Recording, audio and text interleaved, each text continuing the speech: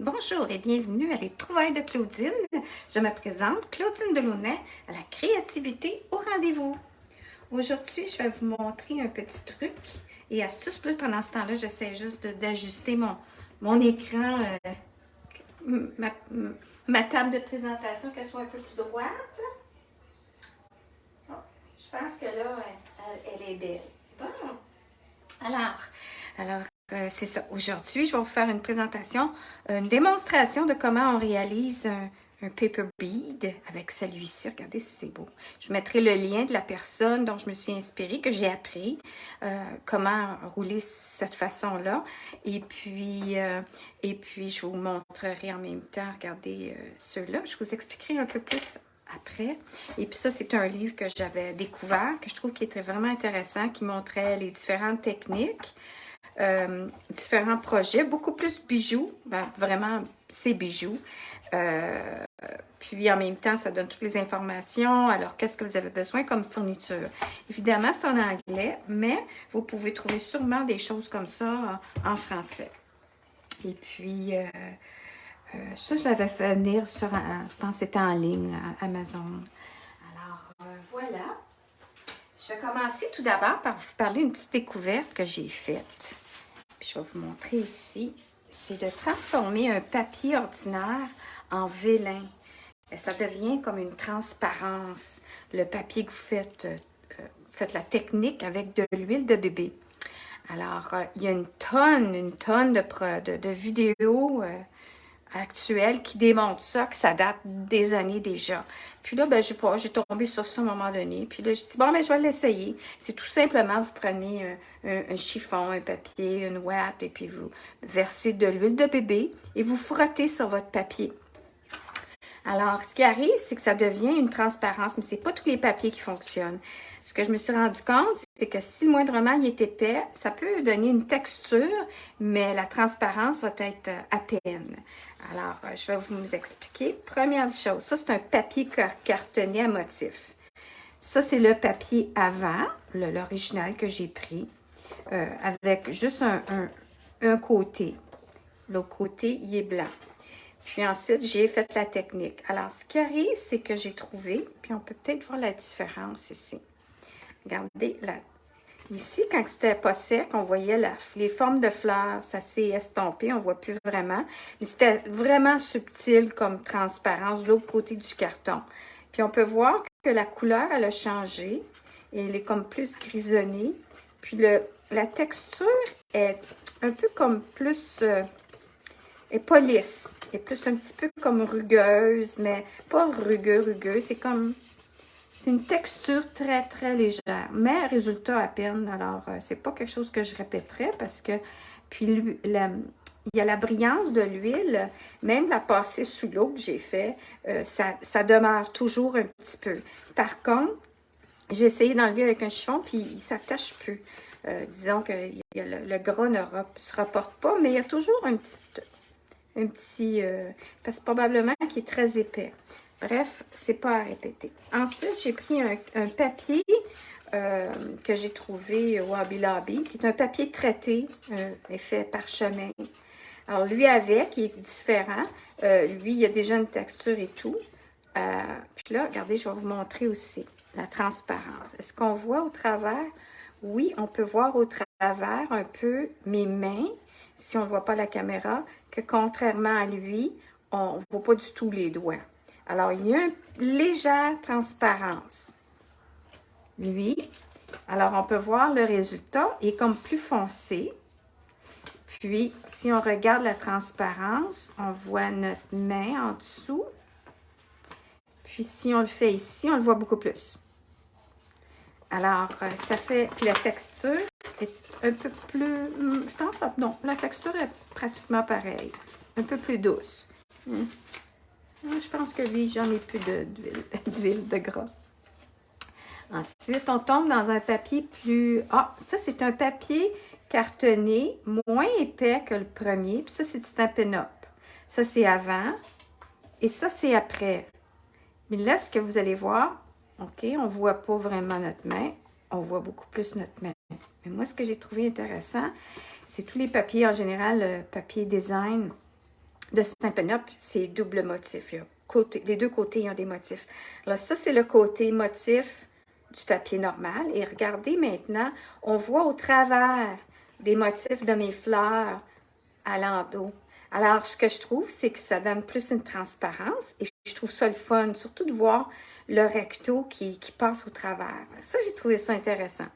Ça, c'est quelque chose que je répéterais avec un autre papier à motif, puis qu'on veut que les deux côtés apparaissent, ou on préfère un côté que l'autre. Disons que moi, j'aimerais vraiment ça, utiliser ce côté-là. Mais comme on peut voir, encore une fois, on peut voir ma main, hein, plus léger, que lui, on ne le voit pas vraiment. Alors, ça, c'est l'autre. Ça, j'ai bien aimé ça. Ensuite, on tombe avec un papier plus normal, là, un papier de musique. Hein, on peut voir, j'ai mes taches de gras à force de mettre mon papier. Puis ça, c'est le papier. Alors, il est plus foncé, il est plus transparent. Et on voit que l'autre côté, le motif de l'autre côté apparaît aussi. On voit les notes à l'envers, l'autre côté. Alors, je trouve que c'est le fun, tu sais, ça donne un ajout à un papier à motif, disons qu'on utiliserait moins ou qu'on veut y apporter une petite touche spéciale. Ici, c'est un papier, puis ça, je vais vous montrer, à le avant. Le avant et le après. Oups. Hein, c'est vraiment ça, ça fonctionne bien aussi, c'est transparent. De l'autre côté, il n'y avait rien. Et puis, ce que ça fait, c'est que ça donne une texture un peu plus vélin. Puis, on voit au travers. Moi, je les ai passés sous l'eau parce que je voulais enlever vraiment le corps gras puis voir la réaction. Alors, ça a enlevé un petit peu l'effet vélin. Mais il est quand même, contrairement au papier ordinaire. Alors, ça, c'est à répéter. Puis, finalement, totalement ordinaire, c'est que je suis arrivée avec un papier d'imprimante. Et j'ai mis l'huile avant. Non, j'ai mis l'huile ici, oui, je l'ai mis l'huile à bébé là, pour finir ma feuille. Elle est rendue vraiment transparente et la texture. Et puis ça, c'est un papier normal. On peut voir ici le papier normal. Puis il est comme plus blanc, mais transparent. Puis ici, ce que j'ai fait, c'est d'avant d'appliquer l'huile sur mes deux hiboux, j'ai estampé. J'ai estampé ici avec le Memento noir. C'est noir. Puis ici, j'ai estampé avec une encre verte de Stampin' Up. Alors ça, c'est à base d'eau. Puis quand j'ai mis l'huile en dessous, parce que j'avais peur que ça réagisse. Puis j'ai mis l'huile en dessous, puis on voyait bien la transparence du hibou et puis le papier. Mais après ça, j'ai appliqué l'huile sur le dessus et ça n'a pas du tout bougé. Alors, c'est vraiment le fun. Et puis, là, ce qui arrive, c'est si je mets mon doigt, vous voyez, le verre va quand même bouger avec ma salive, l'eau. Et puis, je pensais peut-être que ça aurait protégé, mais non, ça ne protège pas. Mais par contre, c'est le fun, c'est que ça donne un effet de transparence. On pourrait arriver puis dire, on l'estampe, on met de l'huile sur le dessus, on colore à l'endos, et puis ça serait intéressant de voir le résultat final. Alors ça, c'était ma découverte, mes trouvailles, en fouillant sur le web. Et je mettrai le lien, peut-être de une que j'ai préférée, mais il y a une tonne de personnes qui font des démos sur YouTube et puis je mettrai un exemple de ça. Pour la technique de transformer son papier en papier vélin. Alors, il y en a d'autres qui ont fait, puis peut-être je vais l'essayer éventuellement, c'est appliquer de la cire. Ça, j'ai ça fait longtemps. Puis je me suis dit, oui, j'ai déjà fait des techniques en peinture, sur toile, sur papier japonais, puis j'appliquais de la cire, mais c'était pas pour la même raison, c'était pour donner un effet vraiment spécifique. Mais par contre, celle-ci, la dame que j'ai vue, surtout une entre autres, j'ai trouvé que c'était le fun, sa façon d'utiliser de la cire pour faire le même aspect de vélin. L'idée en arrière de ça, c'est qu'on l'enlève après la cire avec un fer à repasser, puis après l'avoir complètement enlevé, il n'y a plus de petites... regardez, j'ai encore un petit peu d'huile. C'est pas... je tâche pas, là, ça marche pas, là. C'est comme si j'y vais sur ma main sur le papier. Ça ne se transpose pas, mais par contre, il y a comme un léger effet d'huile qui reste... alors, peut-être qu'il faudrait juste considérer ça quand on utilise ça. Ce papier-là, ne pas le mettre sur quelque chose dont, s'il y a légèrement d'huile qui se transfère, pourrait faire un petit gâchis. Maintenant, je vais tomber avec mon projet d'aujourd'hui, la démonstration, et je mettrai le lien de la personne, car elle, c'est anglophone. Alors, je vais faire la démonstration en français. Puis, ce que j'ai trouvé vraiment le fun, c'est qu'elle fournissait un template, un exemple avec que moi, j'ai réécrit mes petites mesures. Puis, elle a un tutoriel gratuit. Puis, je mettrai le lien. Puis, il est tout en anglais. Par contre, il est très facile à suivre. Et puis, elle en a fait un porte-clés. Alors, je vais vous faire la démonstration, comment on réalise ce projet-là. Puis, en même temps, je voulais vous dire, les finitions, c'est que quand on roule un papier pour en faire un bijou, il y a des finitions qu'on peut utiliser, différents produits. Alors, ça, c'est un premier bijou que j'avais réalisé. Ça, c'est le même style. Et puis, celui-là, je suis allée avec mon UV, ma résine UV de la démonstration que j'ai montrée la semaine passée. Et puis, j'en ai fait plusieurs couches. Et puis, disons que je ne le referai pas. J'ai fait l'expérience. C'est vraiment dur, là, hein? C'est de la résine. Alors, c'est solide et puis ça, c'est waterproof. Et puis, c'est ça. Fait que quand j'avais terminé de rouler mon bijou, j'y avais mis un petit fil autour pour y apporter une petite touche de brillance, là, une petite touche différente. Puis là, j'ai appliqué ça. L'idée aussi que j'aime pas, c'est que quand on arrive et qu'on applique la résine, comme ça ici, sur ce bijou-là, pour le mettre ensuite dans la petite lampe, il faut toujours tourner. Puis là, il y a des vidéos qui montrent ça, là, comment faire une paire de papier, puis le glacer sous une lampe UV. Mais l'idée, c'est qu'il faut que tu le...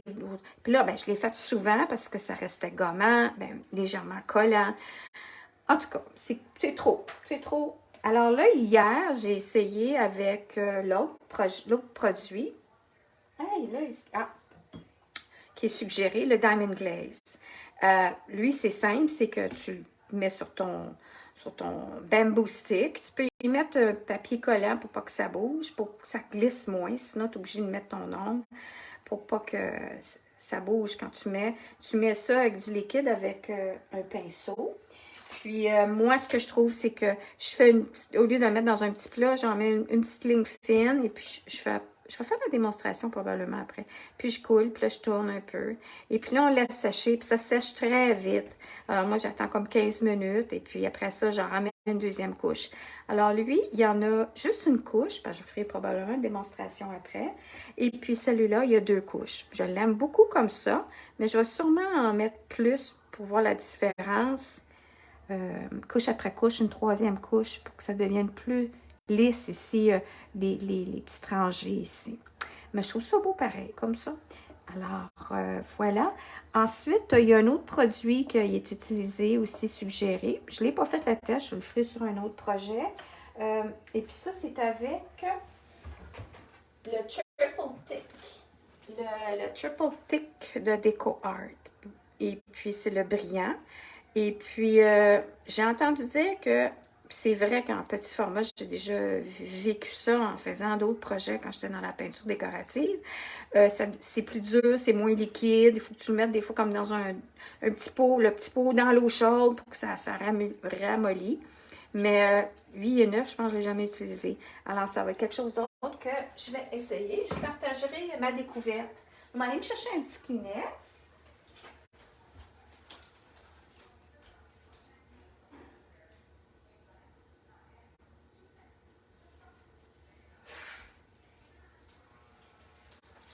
Voilà. Parce que c'est la pause café, puis j'ai oublié mon café. Parlez-moi.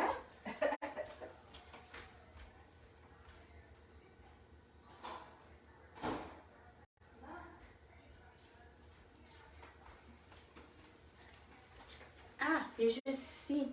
Bon. Alors, chin-chin à tous ceux qui m'écoutent ou qui m'écouteront en différé. Et voilà. Alors maintenant, je vais m'asseoir et je vais faire la démonstration. La première des choses, c'est que cette dame-là, le template, là, ça m'échappe toujours. C'est quoi le terme en français? Vous pouvez l'imprimer sur un... vous pouvez l'imprimer comme... Moi, je le garde, lui, comme exemple. Mais vous pouvez mettre une feuille 8,5 par 11 décorative, qui est mince. Et puis, vous voyez, c'est ce que j'ai fait. J'ai imprimé à l'endos son exemple. Non, je pense que je l'ai photocopié. Mais non, oui, je l'ai photocopié. J'ai mis ça, puis je l'ai 30. Mais sinon, vous pouvez le télécharger, puis vous l'imprimez sur votre papier. Ensuite, vous découpez les languettes. Et puis ça, cette feuille-là, 8,5 par 11, peut faire 2 bijoux comme ça. Alors, j'en avais 2 comme ça ici. La façon qu'on coupe, puis là, en petite parenthèse, elle fournit aussi le format, ça c'est comme PDF. Et l'autre, c'est SVG. C'est comme un PDF, c'est c'est le langage de Cricut. Alors, tu peux le télécharger dans l'environnement Cricut et l'imprimer par couper, c'est-à-dire tailler par ton appareil Cricut. Alors, c'est génial, c'est la prochaine chose que je vais essayer. La semaine prochaine, je vais me relancer dans mon environnement Cricut. Ça va être sûrement essayer ça et ensuite faire des tasses avec le volet sublimation. Alors, il reste des petites languettes parce qu'on n'utilise pas les petites languettes pour ce projet-là, mais on les garde parce que ceci peut être utilisé pour d'autres projets comme ça, similaires avec des petites languettes plus minces. Alors, on met ça de côté. Alors, ça, c'est mon exemple. Et puis, après ça, la façon de le couper. Je m'en allais le couper en le glissant dans mon coupe-papier.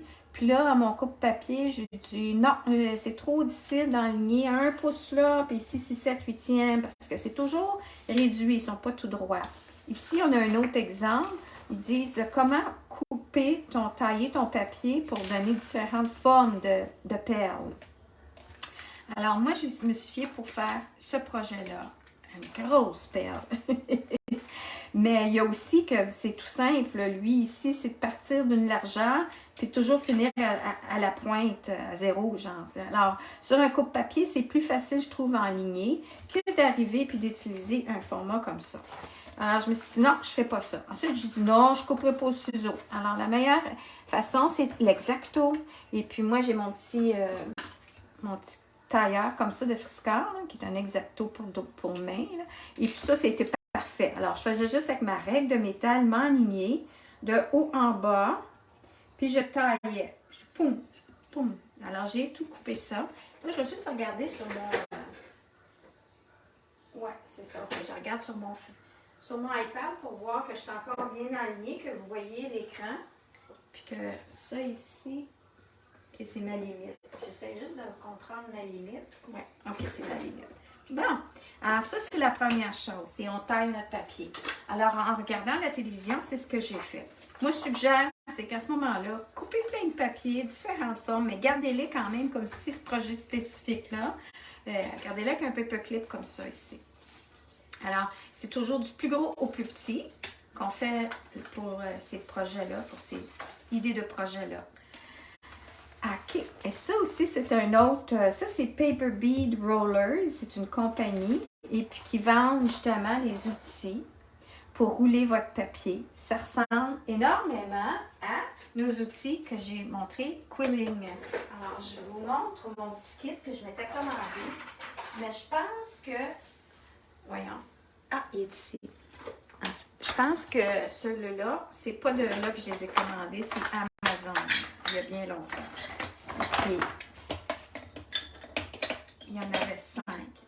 Il en manque juste un dans le sens que moi j'ai 1, 2, 3, 4, 5. Il y en a un, je pense, qui s'appelle numéro 6, qui est super gros pour faire quelque chose de similaire comme ça.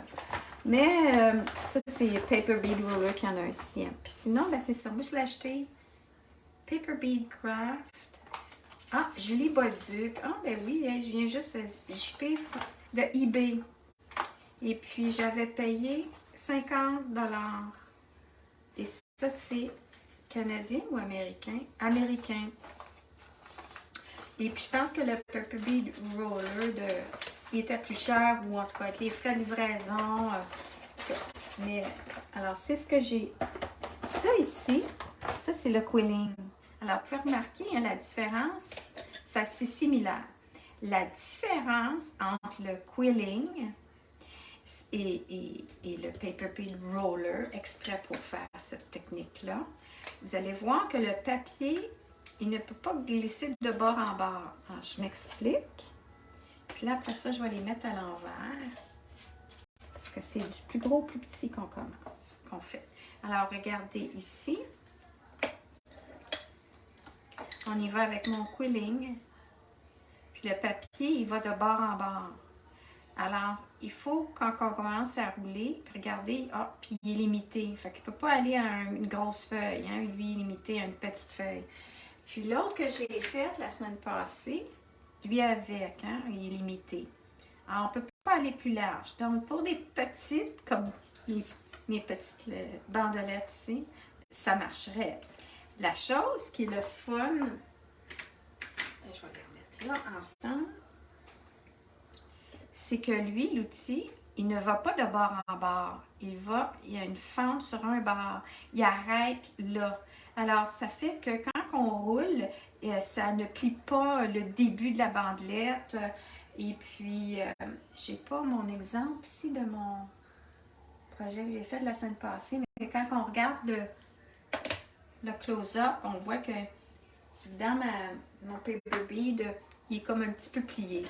Alors, il y a des techniques qui sont expliquées pour certaines personnes que j'ai déjà vues, que je n'ai pas essayé, qui disent comment tu fais pour éviter ça quand tu utilises ton outil de quilling, que le début de ta bandelette ne plie pas. Bon. Alors, ça, c'est la chose. Alors, maintenant, je vais y aller. Puis là, je me souviens plus tel quel. Elle nous dit quel outil, quel numéro. Le 564. C'est le smallest. OK. Fait que le numéro 1 qui est le plus petit. Puis elle, la dame, ici, c'est le fun parce qu'elle l'explique aussi. Ici. Le numéro 1, c'est le 564 qui donne 2 mm. 2 mm. Qui est de 2 mm. Whatever. OK. Alors, je vais resserrer le tout. Et puis, ensuite, ce que ça vous prend, c'est de la colle liquide. Alors, maintenant, vous pouvez utiliser un bambou, une tige de bambou. Là. Manger là, des chinois ou faire du shish kebab. Et puis, à ce moment-là, si vous voulez l'essayer sans vous investir, vous pouvez utiliser ça. Puis, il y a du monde qui le font aussi. Alors, si on y va avec, mais c'est un petit peu plus élaboré. Alors, c'est-à-dire que ça risque de bouger. Alors, je vais juste vous montrer. Vous pourriez arriver puis partir comme ça ici. Mais là, vous n'êtes pas précis dans le cercle. Comme lui, c'était correct. Je pense que c'est même avec un bambou stick que je l'avais essayé. Alors, c'est d'arriver puis d'essayer de rouler. Oups. Toujours du plus large au plus étroit. Puis de partir d'un sens, puis d'arriver. Puis il faut faire attention parce que normalement, il faut que tu mettes un peu de colle à ta feuille quand elle roule. Alors, vous pourriez essayer juste pour vous amuser, pour voir si vous aimez ça avec une tige de bambou. Maintenant, moi, là, je vais le faire vraiment avec mon outil. Alors, je vais tasser ça et tasser ça. Puis, je vais y aller avec ma recette. Alors, ils disent de commencer, puis c'est toujours du plus large au plus étroit. Alors, je commence ici. Puis là, le type de papier là, que vous pouvez utiliser, là, vous allez voir encore une fois, il y a une tonne de vidéos. Puis regardez, bon, parce que ça fait exprès. Je n'ai pas une misère hier. Il faut vraiment bien le glisser. Bon, on glisse bien. Et là, regardez, ça tourne bien. Alors là, on tourne et puis il faut que ça soit serré. Puis là, on peut glisser pour que ça soit plus proche de la poignée. Puis moi, j'étais allée chercher un papier que j'avais sous la main dans mon tiroir. J'ai dit, tiens, ça peut faire Noël, ça peut faire d'autres choses. Et puis, mais ce qui est hallucinant, c'est que les lignes, plus que tu avances, plus c'est difficile de t'enligner pour que ça soit toujours droit comme tu as dû t'assurer que chaque côté, tu t'en vas pas d'un côté ou de l'autre pendant que tu roules. De toute façon, quand tu l'enlèves de ton petit outil, tu vas pouvoir jouer, puis je vais vous le montrer après, appuyez-là, c'est ça. Alors, on s'assure, puis là, la première est facile à rester alignée. Si les autres, là, c'est comme aligné, c'est les autres. Alors, ça, c'est comme, je dirais, la tension, comme au tricot ou au crochet. T'assurer que tu es toujours bien aligné, et puis en même temps, la bonne pression égale tout le temps. Puis là, ce qu'on fait, c'est que en arrivant vers la fin, on applique de la colle pour fermer la première étape. Alors, je vais avec ma petite colle comme ça. Puis, j'applique ma colle comme ça. Puis, vous allez voir, on dirait que c'est automatique, qu'il y a un petit côté qui veut déborder, qui veut s'en aller par là. Puis, on peut le retirer. Non, je ne le retirerai pas trop parce que je veux continuer. OK. Alors, normalement, je fermerai ça ici, mais là, je vais le laisser ouvert parce que là, je veux continuer. Et là, la façon de continuer, c'est de poursuivre. On a commencé avec un pouce, un pouce qui finissait à 7/8 d'un pouce. Alors, c'est sûr que là, puis là, j'ai mes mesures. Alors, c'est sûr que c'est mon 7/8. Si c'est pas certain de la largeur, regardez, pliez votre papier comme ça ici, vous allez voir. Alors là, l'idée, c'est de dire, mon papier fini là, alors je vais repartir mon prochain papier. Puis là, je sais pas pourquoi, mais lui, on dirait qu'il est pas... Il est comme droit. Il serait supposé de s'aligner pareil. Bon, je sais pas ce qui est arrivé. J'ai peut-être pas coupé au 7/8 pour la bandelette. Alors, normalement, vous repartez, vous collez au même endroit que vous avez arrêté. Ah, c'est ça. Ben, voyons donc. Bon, alors là, comment j'ai fait ça? Quand je vais y aller de l'autre côté. Oups.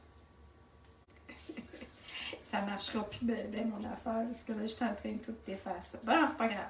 OK, là, je sais pas pourquoi. J'ai pas fait ça comme il faut. Probablement, je suis partie avec le 7/8, puis je suis partie, oh mon Dieu, Claudine. Bon, alors je vais recommencer, puis là, OK. Alors, si je pars, si j'accroche mon papier comme ça, et je roule comme ça, et non rouler comme j'ai fait. Alors, on va juste prétendre que mon papier, c'est que ça. Vous voyez, la première bandelette, qui est 1 pouce et le 7/8, pliez-le en deux. Vous assurez de ne pas faire comme moi. Là, appliquez de la colle, à peu près 1 pouce, puis appliquez-le ici. Alors là, je vais juste le centrer dans ma petite perle. Et puis, on va attendre un petit peu que ça sèche. Puis là, n'utilisez pas la colle Tombow, parce que quand elle déborde, elle est collante, puis elle reste collante longtemps. Utilisez toute autre sorte de colle blanche qui devient transparent après avoir séché. Puis celle-ci, ben, tu peux juste essuyer quand elle déborde. Fait que là, l'idée, c'est que j'ai enlevé mon outil. Alors, c'est sûr que mon papier bead, il a tendance à rouler pendant que j'essaie de rouler. Alors, c'est à ne pas faire. Hein? Faites ce que je vous dis, mais faites pas ce que je fais. Puis là, voyez-vous ici qu'on voit qu'ici, ben, il commence à ressortir, lui, avec. C'est normal parce qu'on s'en va de plus en plus étroit dans notre bandelette. Alors, je vais continuer ici. Puis là, on le voit que la fin, c'est 3/4. Alors, il faut que je m'assure que j'ai fini au 3/4, puis que je suis centrée sur ma perle. Puis que vous allez voir, vous allez pouvoir bouger après en l'enlevant d'un côté ou de l'autre. Alors, on continue. Alors, si je ne me trompe pas, 3/4. Alors, le 3/4, voyez-vous, là, il est aligné. Bon, alors j'y vais avec un peu de colle.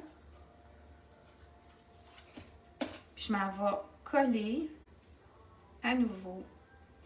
Alors là, moi, ce que je trouve de fantastique à propos de cette technique-là, c'est que lorsque vous maîtrisez comment rouler, puis les différentes formes, puis là, comme je disais, il faut faire attention, regardez, je suis trop vite. Là. On va attendre que ça soit sec quelques secondes. On appuie, puis on roule. Ce qui est le fun, c'est que c'est extraordinaire, tous les bijoux qu'on peut réaliser. Allez sur Pinterest, mon tableau, allez sur Google, vous allez voir, c'est même sur Etsy, les gens qui vendent des bijoux en papier, comment c'est bon, comment c'est magique, puis que ça paraît même pas que c'est du papier. Alors, c'est vraiment le fun, puis c'est beau, puis c'est original. Alors, tout ce qui est important, c'est à la toute fin, c'est comment on glace notre perle pour sa durabilité. Et puis, si c'est quelque chose que tu dis, bon, il y en a une à Paper Bit Burler avec son gros outil, le plus gros que j'ai pas. Elle fait un style comme ça, beaucoup plus gros. Puis elle a dit, c'est un porte-clés pour la beach, pour la plage ou la piscine. Ben, elle dit là, moi, je m'assure que je le glace aussi à l'intérieur de chaque côté pour m'assurer que c'est waterproof, que ça va être protégé contre l'eau. Alors là, voyez-vous, j'ai terminé. Puis là, je continue. Alors, je continue. Puis vous pouvez le regarder à l'envers. Tu sais, j'ai le 5/8 qui est par le 1/2. Après ça, j'ai le 1/2 par le 3/8. Puis après ça, j'ai le 3/8 par le 1/4 qui est la toute fin. Alors, je poursuis. Toujours le plus large. On débute. Puis on débute en ligne. Puis là, mes lignes ne sont pas alignées. Puis c'est ça, je trouve, qui est aveuglant avec ce style de patron-là. C'est que tu essaies d'enligner ton papier pour qu'il enligne avec le papier de la fin. Le papier du début s'enligne avec le papier de la fin. Mais là, je me dis, ben non, mais là, ça ne marche pas. Non, c'est parce que c'est les motifs du papier qui fait que je pense que je ne suis pas droite. Voilà. Alors, puis, voyez-vous, ça a tendance à vouloir déborder plus d'un côté que l'autre. Alors, c'est ça le challenge de rouler une grosse perle comme ça ici avec un papier à motif qui est légèrement aveuglant avec des lignes. Qui fait que tu penses que tu veux t'enligner avec tes lignes, puis c'est pas tellement une bonne idée. Mais regardez-moi ça, c'est beau à la fin. Alors, on poursuit. Puis là, c'est ça. Il y a des bracelets, des colliers, des boucles d'oreilles. Moi, je vais en faire des petits bijoux pour les verres à vin. Ça fait longtemps que je voulais le faire. J'ai vu une dame en faire le Stampin' Up, Zinc, puis ça fait bien longtemps. Puis je trouvais que, c'était une bonne idée. C'était ça, c'était avec cette technique-là. Et puis la façon qu'on fait ça aussi, qu'on peut utiliser pour faire des petits bijoux pour le verre à vin, pour identifier à qui le verre, c'est que tu utilises comme forme une boucle d'oreille. Hein, la fourniture pour faire des boucles d'oreilles, l'anneau, eh bien, c'est ça que tu peux utiliser. Puis à ce moment-là, tu y glisses une perle, différentes perles. Puis, et qui fait que ça fait des beaux petits bijoux pour offrir en cadeau. Alors, voilà. Alors, il faut utiliser quand même une colle blanche que vous trustez qui colle, qui fait la job. Puis aussi que vous avez, c'est pratique d'avoir un petit embout comme ça, là, de précision. Parce qu'on n'en veut pas beaucoup de colle. On en veut égal un peu partout. Et puis, on fait ça comme ça ici. Mais celle-ci, c'est pas grave quand elle déborde parce que tu peux prendre juste ton petit chiffon. Puis, même tes doigts. Ça, c'est la colle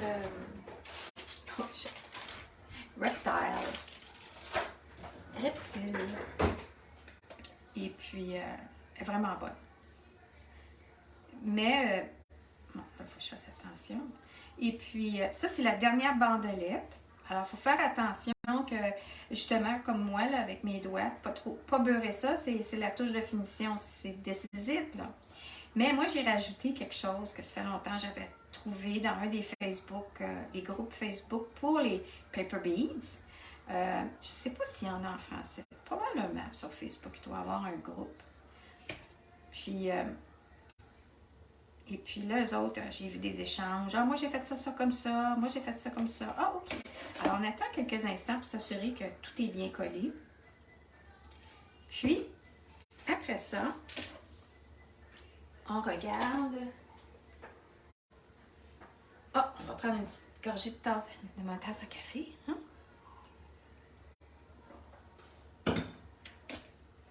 Et maintenant, comme on peut voir, regardez si ça bouge. Puis ça, c'est normal. Alors, on tourne notre petit outil tout en retirant la perle. Et voilà ma perle de papier. Alors là, tout ce qu'on fait, c'est avant de la glacer. Regardez, c'est rond. Ben, ça, c'est l'outil qui fait que l'intérieur est rond. Ça m'échappe, hein, mon... Ah, attendez un petit peu, j'avais ici. Regardez mon projet ici. Regardez le twist, le cercle. Il y a un petit embout ici que... Tu sais, il y a tendance ici aussi, là, à... Je devrais essayer mon outil pour justement faire mon quilling. Alors, la prochaine chose. Là, je prends un styrofoam. Un styrofoam comme ça, c'est le fun parce que ça permet à la perle de sécher. Petit cure-dent. Puis, on peut le mettre un peu droit ou un peu penché. Avec ça, ici, il n'y a pas de problème au niveau de...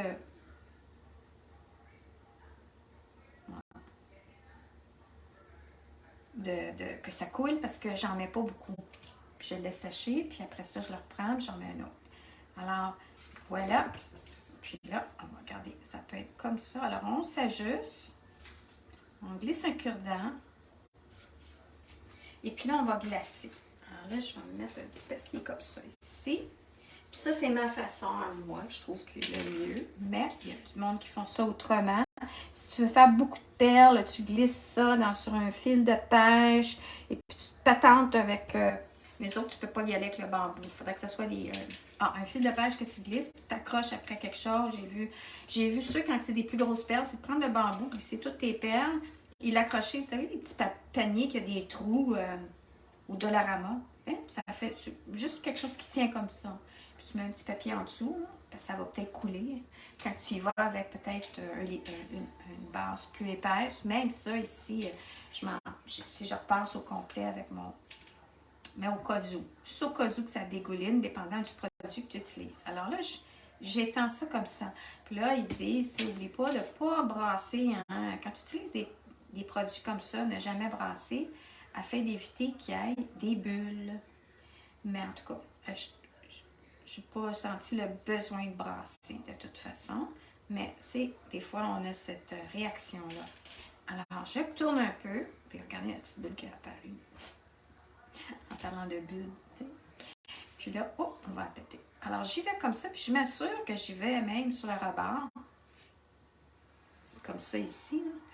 Mais j'essaie de pas... Il ne faut pas que je touche à mon cure-dent. Parce que sinon, si je commence à toucher à mon cure-dent, on va peut-être avoir de la misère à décoller ma perle de mon cure-dent. Et c'est chose qu'on ne veut pas faire. Alors, on fait attention. Et puis, quand c'est en train de sécher, je m'assure de bouger, de jouer un petit peu avec aussi. Pour justement m'assurer qu'il n'est pas en train de coller sur mon bambou ou mon cure-dent, dépendant de la grosseur de votre perle. Alors, la mesure des perles, des outils, c'est pour parler, j'imagine, de la mesure du trou de votre perle. Alors, il faut toujours penser aussi quand vous faites vos perles, comment vous allez les terminer. C'est-à-dire, ça, c'est bien beau, mais ça, c'est... Je ne peux pas rentrer un style comme ça ici que je vais vous montrer après. Hein? Regardez, l'ouverture est différente. Alors, des fois, ce que je fais, c'est que je retourne un peu. Alors, il faut juste vous assurer que l'outil, si vous trouvez, ben, si vous prenez une tige de bambou, ben, vous allez avoir un résultat similaire à ça. Alors ça vous donne l'occasion d'avoir différentes façons de créer votre bijou. Mais, comme lui ici, qui est différent, je vais vous montrer après. Alors voilà, voilà comment on glace nos perles, une méthode. Alors on prend un petit styrofoam, comme ça ici. Puis là, voilà, il va sécher comme ça. Alors je vais le mettre comme ça ici. Lui, je vais le refermer. Ce que je vais faire, c'est que je vais passer mon petit épingle dedans pour m'assurer que le trou n'est pas obstrué. Je ne sais pas si c'est ça le terme. Bloqué. Puis, je vais le refermer. Je vais aller laver mon pinceau tout de suite parce que ça sèche vite et ça va durcir mon pinceau et je vais le perdre. Puis là, je vais vous montrer comment on peut assembler ça ensemble.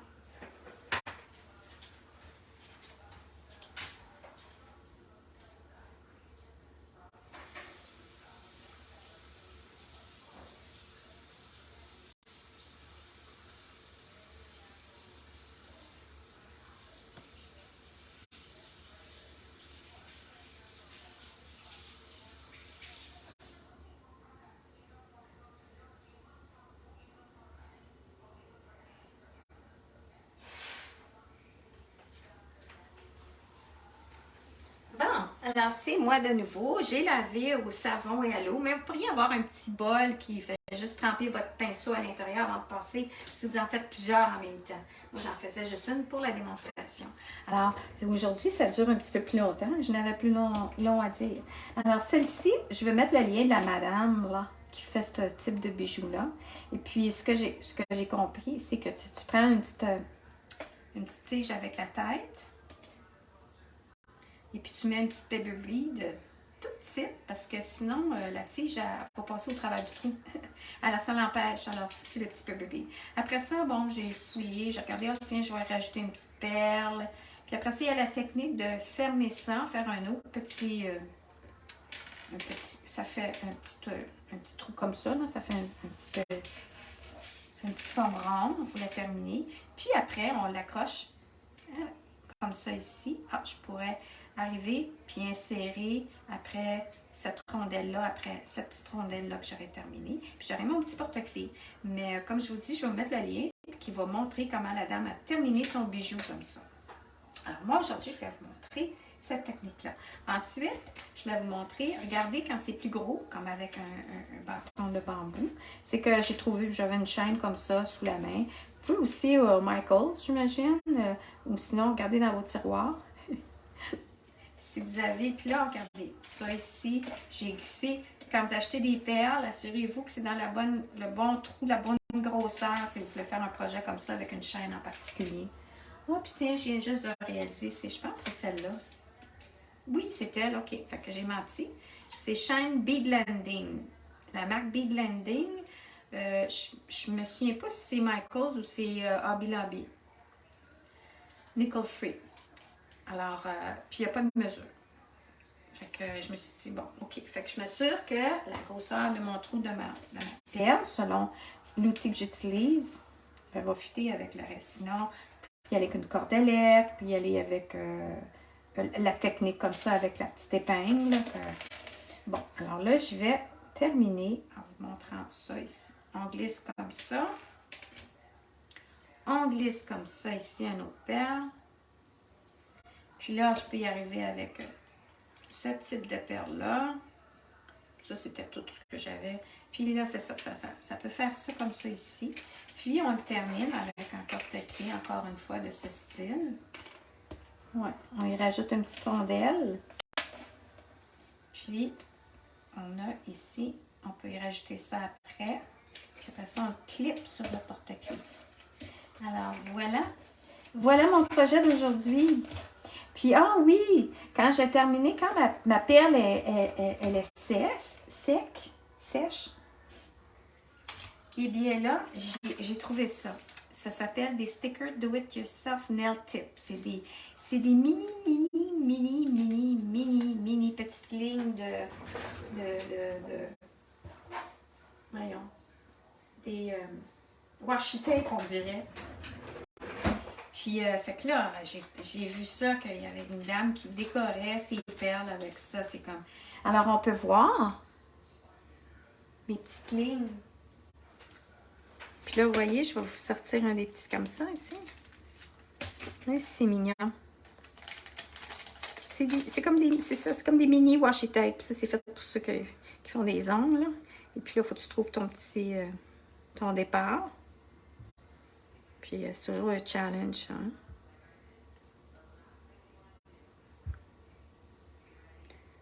En tout cas, je ne perdrai pas de temps avec ça. Mais il faut juste le partir. Puis c'est ça, je gratte avec mon doigt pour voir où est mon début. Ah, il est là. Bon, regardez. Fait que ça, là, on peut l'utiliser sur plein de choses, là. C'est trop cute. Puis là, c'est ça. Là, je suis arrivée, puis j'ai entouré un tour. Puis là, je me fiais sur ma ligne pour qu'il soit assez droit. Deuxième ligne, troisième ligne.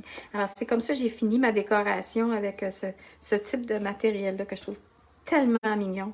Alors, j'espère que vous avez aimé ma présentation d'aujourd'hui.